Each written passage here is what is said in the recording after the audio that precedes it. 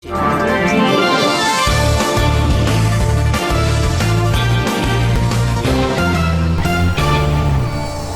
dia. Desde muito tempo, o mosquito Aedes aegypti é apontado como o principal inimigo da saúde pública. Hoje, ele pode transmitir no Brasil uma série de doenças, como dengue, febre amarela, chikungunya e zika vírus, causando até casos de microcefalia em fetos e recém-nascidos.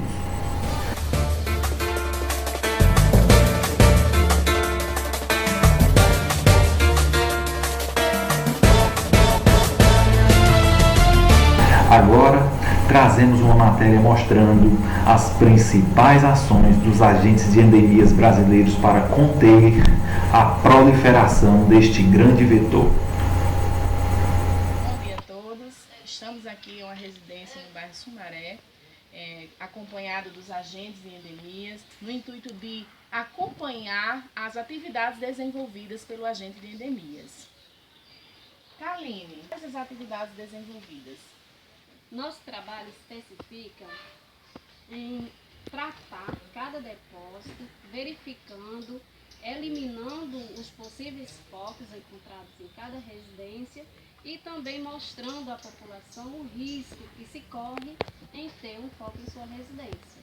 Fazendo nosso trabalho, focando mais o nosso trabalho na parte educativa, que é o que realmente vai funcionar. Então a gente verifica se no quintal tem garrafas, se tem latinhas, se tem pneu, né, Leandro? Se tem caixas d'água, né, o pessoal geralmente deixa exposto, não tem o processo de limpeza.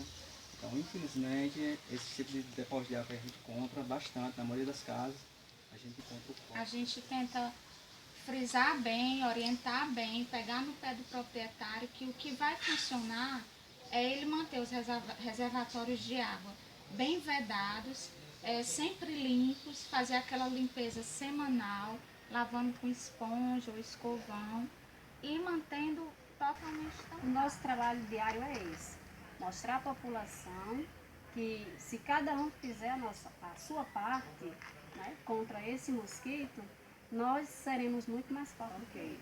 E tendo em vista essa grave epidemia da dengue, da zika e da chikungunya na região, como vocês fazem a identificação desse vetor?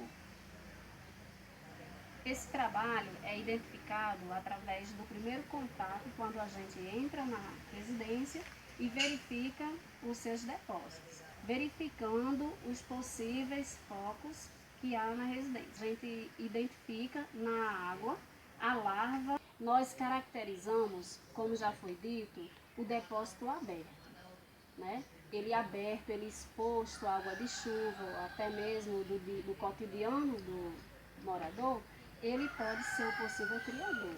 E isso leva a nós perceber que a população, por ser carente de água em Mossoró, leva a se ter depósitos a céu aberto, né, sem aquela proteção adequada, sem a vedação adequada para a proliferação do mosquito. Frequentemente nós recebemos a visita dos agentes de endemias.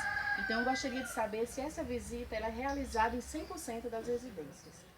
Sim, a gente trabalha 100%, né, de casas determinadas pelo Ministério na quantidade de zoneamento e também por áreas a ser trabalhadas. Aline, você poderia nos mostrar um pouco sobre o trabalho do agente de endemias?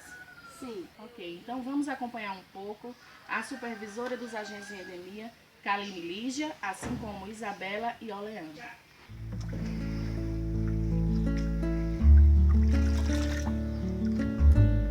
Como você consegue identificar visualmente a larva do mosquito Aedes? Característica física das larvas, né?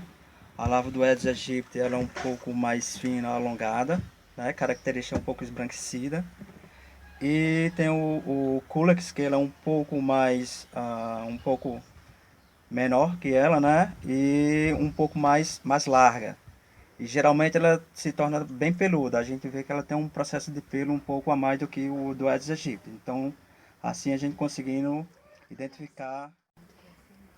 Também uma característica bastante visível é essa movimentação. A movimentação da- Ela se movimenta em forma de S, né? Onde a gente vê essa movimentação ao subir, onde eles vão ter acesso à respiração, né? No início da... Essa movimentação, ela é bastante característica do Aedes, certo? A muriçoca não tem. Esse criadouro, ele identifica como um risco para a sociedade. Não deixa de ser o risco que todos nós estamos correndo, tanto o morador quanto a população. Então a gente mostra à população esse risco que traz para cada um de nós um depósito desse com larvas do Aedes. Quando encontra assim, a reserva com bastante água, a gente trata essa reserva de água do morador. Mas quando encontra uma realidade dessa, com pouca água, a gente incentiva o morador a eliminar essa água. Ao eliminar a água, o morador tem aquele poder de estar lavando, esfregando o seu depósito para a retirada dos possíveis ovos existentes. Kaline, como é feita a notificação do foco coletado? Certo. No levantamento de índice de amostra, é feito todo o processo da coleta, levado ao laboratório para que seja realizada essa notificação, certo? A gente identifica cada larva com a sua especialidade entre a larva e pupa e é encaminhado para o laboratório, onde eles fazem toda a parte técnica em mostrar para o Ministério Público o índice que encontra a cidade de Mossoró. Isso. Após a confirmação, se realmente aquela casa deu índice positivo, feito o retorno a essa casa, explicando que realmente a comprovação do foco foi positiva nessa residência. Na parte interna da casa, quais são os ambientes que vocês visualizam e que é um possível foco? Na parte interna da casa a gente pode encontrar banheiros, né, como ralos, pode ser também em caixa de gorduras utilizada como água de banho, essas coisas assim, então ela vai acumular água, uma água mais limpa. Então todos esses processos a gente encontra e também especificamente muito em pote, né? Então a pessoa ainda tem aquela velha maneira de utilizar pote dentro de casa, então a gente encontra também bastante em pote. A gente vistoria também as geladeiras, né? Na Isso. parte de trás da geladeira, aquelas bandejas próximas ao motor da geladeira. As bandejas dos gelados. Gelado. A gente também verifica as caixas de ar-condicionado, umas caixas antigas, para verificar se elas realmente têm os furinhos para a água escoar ou se ali está empoçando água e possa ser um possível foco. É um caso de encontrar lava dentro do pote, que o pote nas residências normalmente é usado para água de consumo próprio. Então, qual a orientações que vocês dão quando se encontra lava nesses ambientes? A orientação de qualquer recipiente de água ele é o mesmo, certo? Fechamento e Quando limpeza. vocês encontram um foco de dengue, de mosquito Aedes aegypti numa residência, você encontrou um foco e 3 meses depois você retorna a essa residência, vocês frequentemente reencontram novamente o foco ou muitos desses focos são erradicados? Frequentemente a gente encontra. Infelizmente, a gente tem um processo educativo ainda da população, a maioria infelizmente ainda é um pouco semi-analfabetas, e elas não conseguem compreender que esse aqui é um problema. A presença de larvas. Vocês utilizam larvicida. De quanto em quanto tempo esse larvicida ele pode ser colocado nas residências? São 6 vezes durante um ano.